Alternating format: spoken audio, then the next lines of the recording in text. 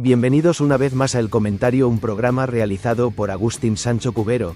Este programa está disponible en YouTube y en las principales plataformas de podcasts. No te olvides de suscribirte, es gratis. A continuación empezamos el programa. Bueno, basta con visualizar esta escena por un momento. Imaginemos la inmensidad de Nueva Delhi. Sí. Una metrópolis que, ya de por sí es bulliciosa, ¿verdad? Pues completamente colapsada. Durante 5 días enteros la ciudad ha sido el epicentro de un frenesí absoluto. Y ojo, no ha estado paralizada por un desastre natural. Ni por unas elecciones. Exacto. Ha estado paralizada por el peso literal del futuro. Tenemos, por un lado, un aluvión de inversiones que marea solo de pensarlo. 300.000 millones de dólares flotando sobre la mesa en forma de acuerdos y promesas. Madre mía, es que se dice pronto, pero es una cifra astronómica. Es una locura. Y por otro lado, a los líderes más poderosos del planeta debatiendo a contrarreloj en despachos cerrados, sudando la gota gorda por un evento que, según los pronósticos que han resonado en esos pasillos, pues podría ocurrir en apenas 24 meses. La llegada de la superinteligencia. Justo. Ese es el escenario que acaba de dejar la Cumbre de Impacto IA 2026, que concluyó este mismo sábado. Y bueno, lo que tenemos entre manos hoy son los textos oficiales, textos puramente documentales, publicados por el Ministerio de Electrónica y Tecnología de la Información de la India, junto con las crónicas diplomáticas de lo que ocurrió a puerta cerrada. Y lo que hay que desentrañar hoy, pues la verdadera misión de esta inmersión a fondo, es esa ya famosísima declaración de Delhi. Eso es. Porque a nivel técnico y político estamos hablando del mayor acuerdo diplomático de la historia en materia de inteligencia artificial. A ver, no es una simple declaración de intenciones firmada por 4 países amigos en una tarde. Para nada. Cuenta con el respaldo de 38 naciones. Ha sentado en la misma mesa a potencias que hoy en día, francamente, rara vez logran ponerse de acuerdo en algo básico. Hablamos de Estados Unidos, China y la Unión Europea. Tela. El objetivo de repasar estos documentos hoy es comprender qué implica exactamente este marco ético global, porque el texto oficial lo deja cristalino. La llegada de la inteligencia artificial avanzada es un punto de inflexión absoluto en la evolución tecnológica. Las decisiones tomadas en estos 5 días de caos en la India son los cimientos del mundo que van a heredar las futuras generaciones. Pues venga, vamos a desgranar esto, porque lo que uno lee en el documento final, en ese PDF oficial que nos hemos descargado, es muy pulcro. Sí, muy de despacho. Muy institucional, lleno de buenas palabras y de intenciones maravillosas, pero la realidad de cómo se llegó a estampar esa firma es digna de un thriller político. Totalmente. Hay que situarse en la jornada del viernes, el día en que, sobre el papel, todo debía terminar. Los atriles estaban puestos, la prensa de todo el mundo estaba esperando y se iba a anunciar el acuerdo a bombo y platillo. Sin embargo, la clausura tuvo que posponerse una jornada entera. Y 24 horas de retraso en una cumbre internacional de este calibre, con esa seguridad y esos líderes, es una auténtica eternidad. Una eternidad que cuesta millones además, y que evidencia que algo estaba a punto de romperse. Exacto. Hubo fuertes desacuerdos en la redacción de un texto que llevaba meses, incluso años, preparándose. De repente, 12 países se plantaron. Dijeron que no. Se resistían a firmar el viernes, amenazando con hacer descarrilar todo el esfuerzo previo y tirar por la borda esos 5 días de encierro diplomático en la capital india. Fue un momento crítico. Durante unas horas parecía que el mayor intento de la humanidad por ponerse de acuerdo sobre cómo gobernar la inteligencia artificial iba a fracasar estrepitosamente en el último minuto. Y lo fascinante de esto es como un simple tecnicismo legal, una frase pequeñita insertada en el momento justo, puede cambiar el curso de la historia diplomática. La famosa cláusula. Eso es. El punto de inflexión, esa llave que desbloqueó el acuerdo en la madrugada del sábado y consiguió recuperar a los 12 países disidentes, fue la inclusión de una cláusula muy, muy específica. El texto final tuvo que matizar de forma totalmente explícita que todas estas directrices globales son voluntarias y no vinculantes. Pero a ver, parémonos aquí un segundo. Porque si a quienes nos escuchan les decimos que el mayor acuerdo de la historia, tras 5 días de peleas y 300.000 millones de dólares, especifica que cumplirlo es voluntario y no vinculante, pues ¿no es esto básicamente papel mojado? Claro, suena a eso. Suena a que han firmado que se van a portar bien, pero si un país no lo hace, pues no pasa absolutamente nada. Es muy fácil verlo así desde fuera, yo lo entiendo. Y de hecho es la crítica más habitual a este tipo de cumbres internacionales climáticas o tecnológicas. Puede parecer una concesión enorme, una forma de quitarle los dientes al acuerdo para que no muerda. Sí, dejarlo en nada. Pero hay que entender el puro pragmatismo que hay detrás de esta jugada en la geopolítica de alto nivel. Esta concesión fue literalmente la única manera de sentar a superpotencias rivales bajo la misma carpa. Si se hubiera forzado un tratado estrictamente vinculante con sanciones internacionales severas para quien lo incumpliera, Estados Unidos o China o ambos se habrían levantado de la mesa. Y claro, un acuerdo global sobre tecnología sin los dueños de la tecnología no sirve para nada. Justamente, es un ejercicio clásico de funambulismo diplomático. En estas esferas siempre es preferible tener a todos los actores clave dentro del mismo acuerdo, comprometiéndose moralmente a un marco ético y, sobre todo, estableciendo canales de comunicación abiertos. En lugar de un documento perfecto que nadie firme. Exacto, es mejor eso que tener un documento jurídicamente impecable firmado solo por la mitad del mundo, mientras la otra mitad avanza a toda velocidad sin ningún tipo de escrutinio ni diálogo.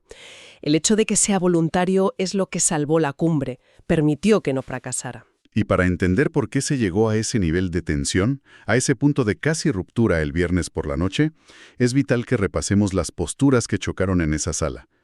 Y aquí, a ver, para que quede totalmente claro, vamos a exponer esto de manera estrictamente neutral y objetiva. Basándonos solo en los textos. Única y exclusivamente en los argumentos documentados en las transcripciones del evento que tenemos delante. Aquí nadie tiene la razón absoluta, solo son visiones distintas de cómo abordar el futuro. Por un lado, teníamos la postura de la delegación de Estados Unidos, que estaba liderada por Michael Kratsios. Inicialmente, la posición estadounidense fue durísima. Kratsios llegó a tachar la regulación que se estaba debatiendo de cosmética. Una palabra muy calculada en ese contexto. Muy calculada y con mucha intención. El argumento principal de esta corriente es que la verdadera autonomía estratégica de una nación frente a la disrupción de la inteligencia artificial, pues no se consigue poniendo límites burocráticos. Claro. Según Estados Unidos, la seguridad se garantiza poseyendo la tecnología. La visión es que quien desarrolla, impulsa y domina la herramienta es quien realmente va a establecer las reglas del juego a nivel global en el futuro. Es una visión de poder duro. Exactamente. Su postura es que si te frenas con regulaciones estrictas, en el fondo estás cediendo ese poder a rivales geopolíticos que no se van a frenar. Y si conectamos esto con el panorama general de la cumbre, vemos el contraste absoluto con la otra gran corriente de opinión, que, ojo, no era menor. Para nada. Estaba abanderada nada menos que por Narendra Modi, el anfitrión en la India, haciendo bloque con Emmanuel Macron desde Francia y Lula da Silva desde Brasil. La postura de este bloque era diametralmente opuesta a esa idea de una carrera tecnológica sin frenos, donde el ganador se lo lleva absolutamente todo. Sí. Su argumento central era la necesidad imperiosa de democratizar la herramienta. Democratizarla para evitar peligros muy concretos, según apuntaban en sus discursos. Exactamente. Se basaban en dos grandes temores que consideran inminentes si se deja que esto avance solo por inercia del mercado. Primero, lo que ellos llamaron las aristas autocráticas. ¿Qué concepto más interesante? Lo es. Es decir, advierten del riesgo real de que una inteligencia artificial hiperavanzada se convierta en la herramienta de vigilancia masiva o de control social si cae en manos de regímenes autoritarios o incluso si se monopolizan 2 o 3 corporaciones opacas que no rindan cuentas a nadie. Claro, el poder concentrado en muy pocas manos. Y el segundo temor aborda ya los riesgos existenciales para la propia sociedad global.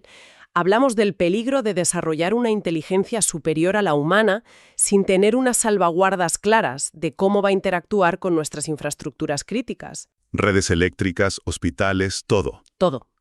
El documento final de la Declaración de Delhi es, al final, el resultado de este choque de trenes. Intenta equilibrar ese afán de innovación continua que defiende a capa y espada a Estados Unidos con la necesidad de equidad y control que exigen India, Francia y Brasil. Y aquí es donde la cosa se pone realmente interesante. Porque, más allá de la filosofía, los miedos y los grandes discursos de los líderes frente a las cámaras, la declaración de Delhi ha cristalizado en medidas muy concretas. Sí, han bajado al barro. No se han quedado en generalidades. Han establecido 4 pilares fundamentales en el documento que son, en esencia, lo que hay que recordar de este hito diplomático. Vamos a entrar en el primero, el primer pilar, que es la creación del llamado Trusted AI Commons. Que suena muy bien en inglés. Suena fantástico. Si lo traducimos, sería algo así como un almacén global de recursos compartidos de IA de confianza. Pero a ver, ¿cómo funcionaría esto en la práctica?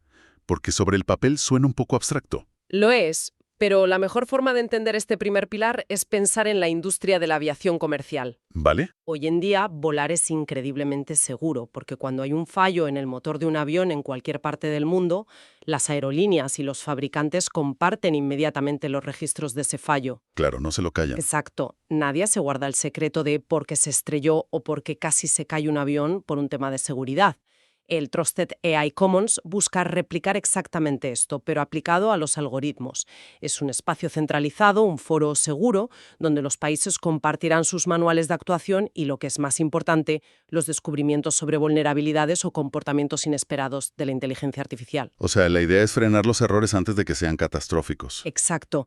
Porque cuando hablamos de sistemas de inteligencia artificial avanzada, un fallo no significa que la pantalla del móvil se te quede congelada o que tengas que reiniciar el ordenador. Ya, ojalá fuera eso. Estamos hablando de posibles errores en la gestión de redes eléctricas de todo un país, en infraestructuras de suministro de agua o en los sistemas financieros globales. Compartir esos manuales de seguridad es el reconocimiento diplomático, al fin y al cabo, de que un error catastrófico de una IA en un rincón del planeta puede generar un efecto dominó que nos arrastre a todos. Y eso cubre la parte de la seguridad, el evitar el desastre mayúsculo. Pero, ¿qué pasa con el acceso a la tecnología?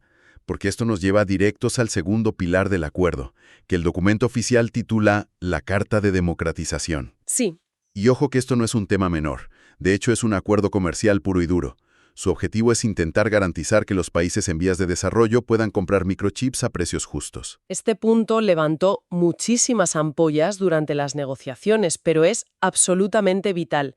Para ponerlo en perspectiva, el poder de cómputo, es decir, los microchips de última generación, los más avanzados, son el equivalente absoluto al petróleo del siglo pasado. El nuevo oro negro. Totalmente. Son el motor indispensable que hace funcionar a la inteligencia artificial. Si no tienes chips, no tienes IA. Así de simple. Y el gran problema actual es que esos chips son escasos y, sobre todo, carísimos. Y están controlados por una cadena de suministro muy cerrada, dominada por muy pocos actores.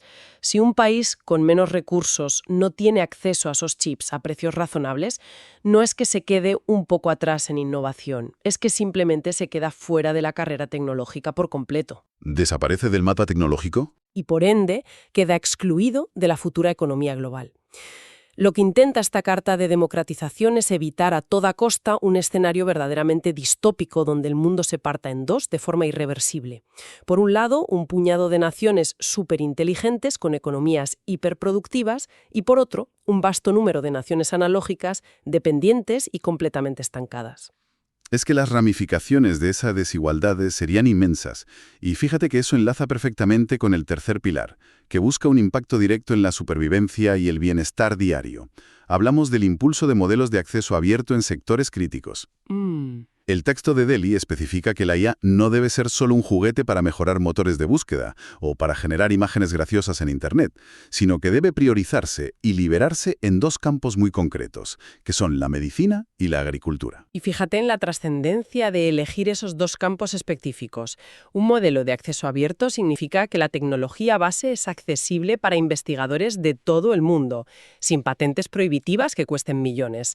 Si aplicamos la capacidad analítica más avanzada del planeta a la agricultura, estamos hablando de cosas mayores. Sí. Estamos hablando de diseñar a nivel genético cultivos que puedan resistir sequías extremas, algo que es crucial ahora mismo con el avance del cambio climático. Y en medicina el potencial es asombroso. Revolucionario. Significa poner a estas inteligencias a simular el plegamiento de proteínas en cuestión de segundos para buscar curas a enfermedades que hoy consideramos intratables, o diseñar fármacos personalizados a un coste ínfimo. Democratizar la salud de vanguardia, vaya. El acuerdo busca que, si un laboratorio puntero en un país desarrollado crea un modelo revolucionario para predecir brotes epidémicos, ese modelo sea de acceso abierto, para que un hospital rural en otro continente, con muchos menos recursos, pueda utilizarlo libremente.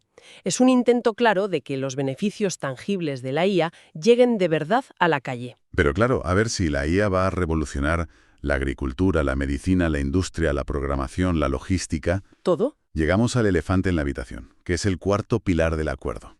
Y quizás es el que más vértigo da y el que más resuene a nivel personal para cualquiera que nos esté escuchando.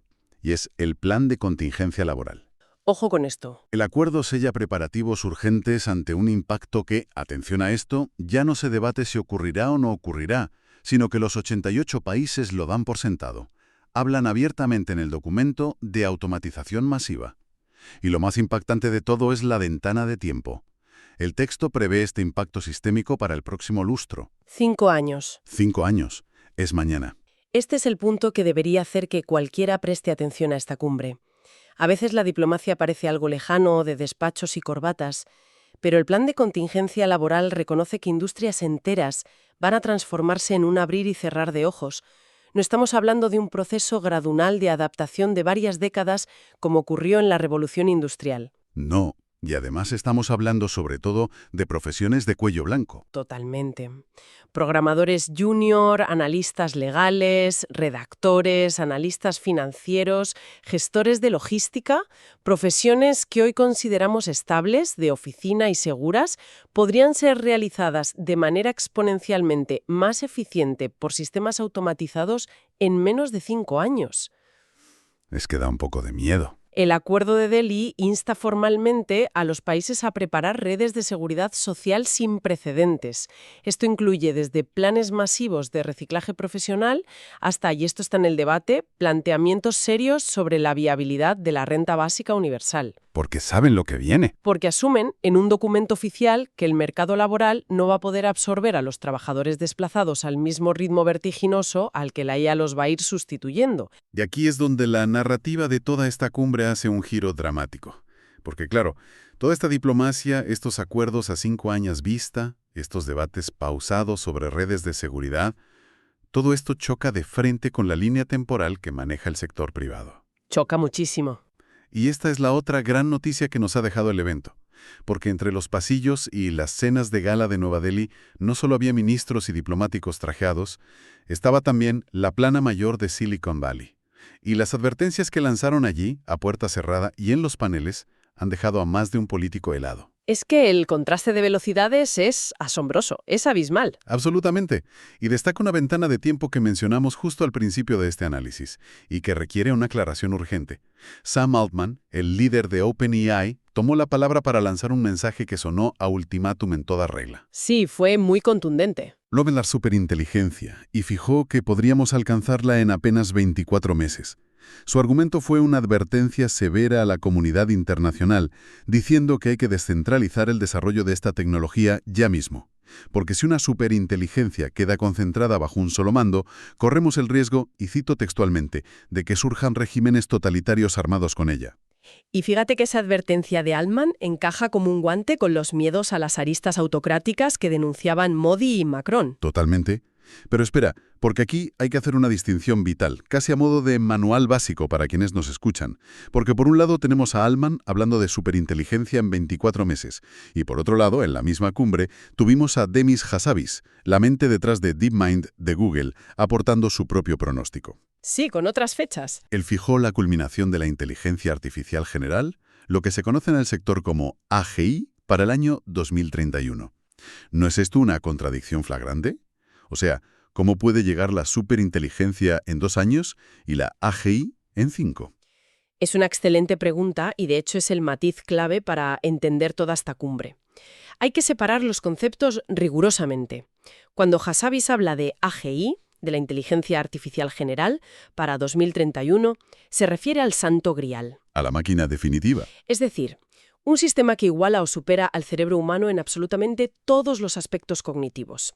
Creatividad, razonamiento transversal, empatía, resolución de problemas en entornos no estructurados. Una máquina tan adaptable y polivalente como una persona. Vale, eso es el AGI para 2031. Exacto.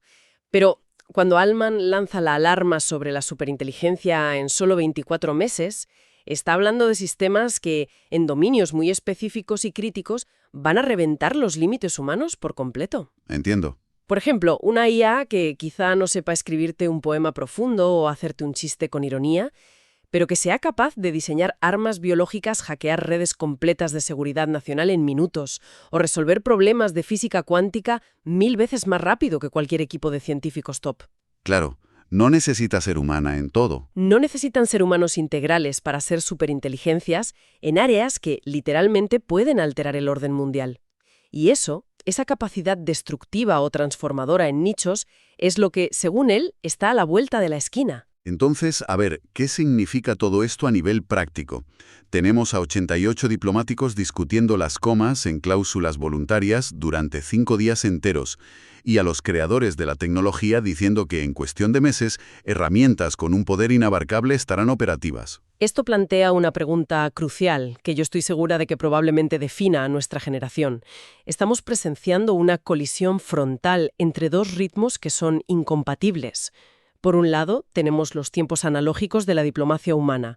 Requerimos cumbres, traducciones simultáneas, debates exhaustivos, concesiones políticas y textos redactados con pinzas para no herir la soberanía de nadie. Todo muy lento. Y por otro lado, tenemos la velocidad vertiginosa, completamente exponencial a la que los laboratorios privados empujan la frontera tecnológica cada día. Es como intentar regular la invención del fuego mientras la casa ya está ardiendo. Es una analogía perfecta. La burocracia humana, por muy bien intencionada que sea, está intentando ponerle un arnés de seguridad a un cohete espacial que ya está atravesando la estratosfera. El esfuerzo titánico de la Declaración de Delhi es loable. Era históricamente necesario sentarse a hablar y firmar algo. Pero al mismo tiempo, evidencia la profunda incapacidad de nuestras instituciones tradicionales, herederas del siglo XX, para gobernar innovaciones que no respetan fronteras geográficas ni tiempos legislativos. Sí. La verdadera incógnita aquí es si estas estructuras de cooperación serán capaces de adaptarse con la rapidez suficiente. Y si miramos el panorama completo de lo que ha pasado en Nueva Delhi, las cifras y los esfuerzos son monumentales. Hemos analizado el mayor despliegue diplomático de nuestra era. 88 países involucrados, un compromiso financiero de $300.000 millones y un choque de visiones profundísimo entre quienes quieren liderar sin frenos y quienes exigen democratizar el acceso. Todo esto estructurado en esos 4 pilares fundamentales que repasamos: los almacenes de seguridad compartida para evitar catástrofes, las cartas de democratización para que los chips lleguen a todos, la liberación de la tecnología para la medicina y la agricultura, y ese plan de choque urgente para un mercado laboral que va a cambiar de piel en 5 años. Y todo, absolutamente todo, bajo la sombra de esa cuenta atrás de 24 meses que marca Silicon Valley. Y precisamente por eso creo que el mejor cierre que podemos darle a este análisis es dejar sobre la mesa una reflexión cruda. Adelante. Algo que cada oyente pueda analizar por su cuenta, con toda la información que hemos expuesto. Hemos visto que este acuerdo histórico, que casi naufraga el viernes, solo pudo firmarse porque aceptaron la cláusula que lo hace voluntario y no vinculante. Sí, la famosa concesión. Pero a la vez sabemos que la superinteligencia asuma en un horizonte de apenas 2 años. Si juntamos estas dos realidades, el escenario se vuelve peligrosamente inestable. ¿Qué pasará cuando un país, o incluso una megacorporación privada con recursos ilimitados, decida en secreto que las reglas voluntarias de este almacén global de confianza ya no le convienen? Claro. Cuando la presión sea máxima en esa carrera frenética por ser el primero, ¿alguien respetará de verdad un acuerdo no vinculante? En definitiva, basta con un simple acuerdo de buenas intenciones cuando el premio final es el dominio absoluto de la inteligencia artificial. Es una perspectiva que francamente pone los pelos de punta y que sin duda va a marcar el tono de los debates, los titulares y las políticas en los próximos meses y años. Ha sido fascinante recorrer las calles y los despachos de esta cumbre con este nivel de detalle y tratar de entender las fuerzas invisibles que están reescribiendo las reglas del juego. Sin duda. A quienes nos acompañan al otro lado, les animamos, como siempre, a seguir cultivando esa curiosidad por entender un mundo que se transforma a un ritmo que a veces, la verdad, cuesta asimilar. Nos despedimos por hoy, tras esta inmersión a fondo en un futuro que claramente ya ha comenzado. Hasta la próxima. Hasta aquí esta edición del programa del comentario, un programa realizado por Agustín Sancho Cubero. Este programa está disponible en YouTube y en las principales plataformas de podcasts. Hasta la próxima edición del programa. Muchas gracias. Dirección y realización Agustín Sancho Cubero.